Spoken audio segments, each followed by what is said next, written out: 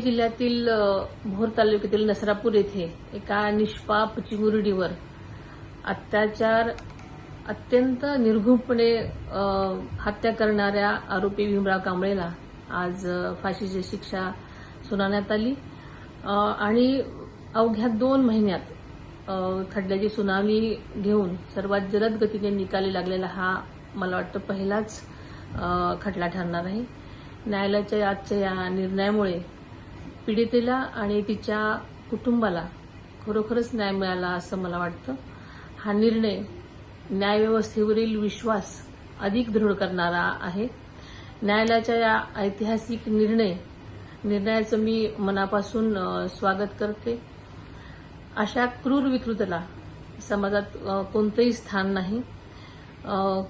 या निकालामुळे कायद्याचा धाक निर्माण होईल आणि नराधाम अशा तीव्र ज्या गोष्टी आहेत त्या करण्यासाठी नक्कीच झदावणार नाही असं मला वाटतं।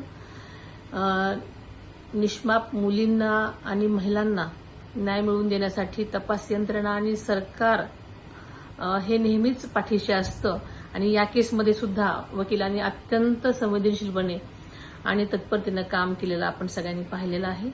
त्याबद्दल मी त्यांचंही मनापासून आभार मानते। भविष्यात महिलांना, मुलींना आणि तसेच बालकांना सुद्धा सुरक्षिततेसाठी राज्य सरकार कठोरात कठोर पावलं नक्कीच उचलेल असा मला विश्वास आहे। आम्ही सर्वजण पीडित कुटुंबाच्या दुःखात त्यांच्या पाठीशी नेहमीच आहोत।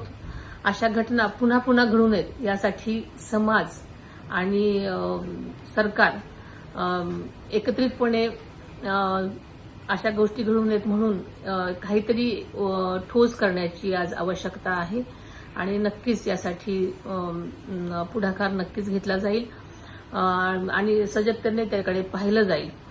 पुणे ग्रामीण पोलिसांनी या प्रकरणी तातडीनं पावलं उचलत विशेष तपास पथक स्थापन केलं आणि पीडितेला न्याय मिळवून दिला आणि खूप जलद गतीने न्याय मिळवून दिला। त्यासाठी त्यांचंही मनापासून मी अभिनंदन करते।